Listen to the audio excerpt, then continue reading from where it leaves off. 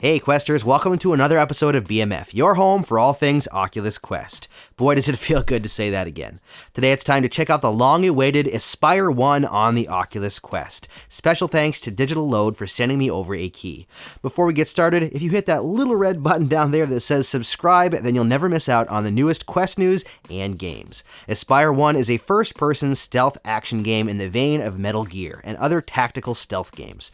This is one of the games I personally have been waiting for since it was announced. Now, after 2 delays, the game has finally been released, but should you grab it or should you sneak away? Let's jack in and find out.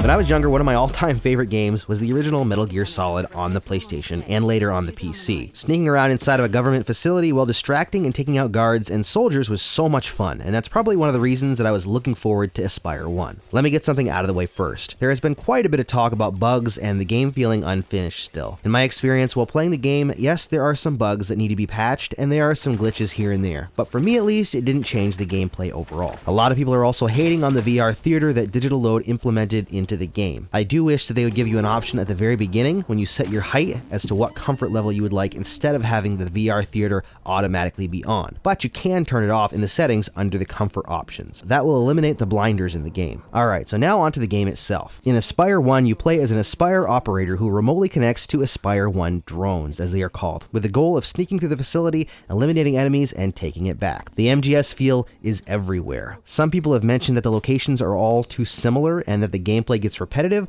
but look at Metal Gear Solid. The entire game took place in a giant metal building where almost every hallway looked the same aside from different numbers or lights. In this game, it takes place in a giant metal facility with very similar looking surroundings and basic enemies. Very similar in my view. Gameplay wise, the mechanics seem to be all there. The locomotion is great, the gunplay functions well, and the climbing is just awesome. It really brings another level of stealth when you can climb on just about anything metal. There are a variety of different weapons for you to pick up, and just like in MGS, you do have to ration your ammo some to make sure you don't run out. I even love the voice recognition aspects for logging into the main computer when the game starts and sneaking up behind someone and just saying freeze. When it comes to the enemies, they aren't the brightest soldiers in the world. Yes, another similarity to MGS, they at times cannot see you from certain distances and they can be kind of stupid at times, but overall it was still enjoyable. Yet again, another MGS throwback is the alert system in the game. When an enemy spots you, a yellow icon will appear over their head because they are suspicious. If they see you again, then it turns red and goes into alert mode. You even have indicators on your screen that either turn yellow or red depending on what level of alert. And given enough time, the alert levels will drop and the enemies will forget all about the fact that you just shot one of their comrades. Sound familiar? Instead of a map in the game, you grab your repair tool and throw it on the ground, and it shows you the path to your next mission. This is an interesting mechanic, but there were times when I had to throw it a few times just to get it to work properly. It does work fine most of the time,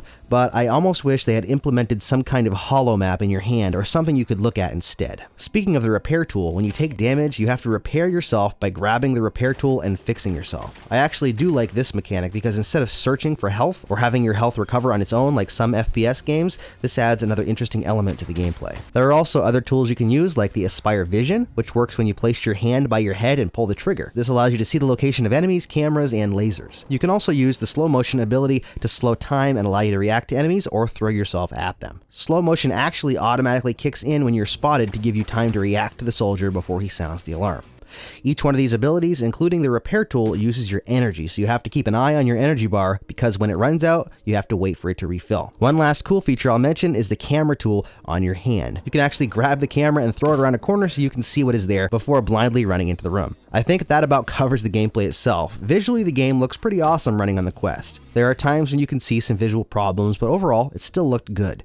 The devs did say that in the near future, they'll be releasing an update that will make the graphics significantly better as well. Sound-wise, I love the spatial audio, which really helps when you're trying to sneak around, and the rest of the music and sound effects fit well into the game's setting. Game length depends on your playstyle and how long you take. There are a total of 6 main missions. Each mission can take anywhere from a half hour to 45 minutes, maybe an hour for some if you take it very slow. So you're looking at about a 3-hour campaign, I would say at minimum, but that's not where the game ends. There is a challenge mode that'll keep you coming back along with cheats as well.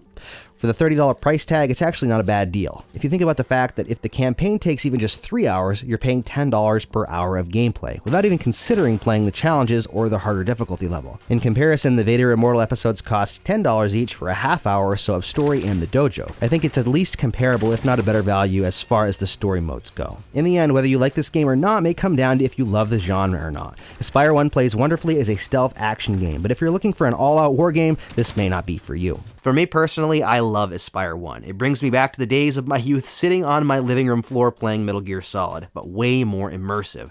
So is it worth the wait? I think so, and whatever bugs and visual issues you have with the game, then just give it a little time until some patches and updates come down the pipe, then pick it up.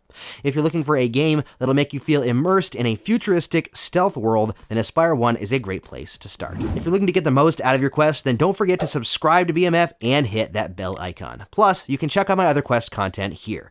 Thanks so much for watching, and happy questing.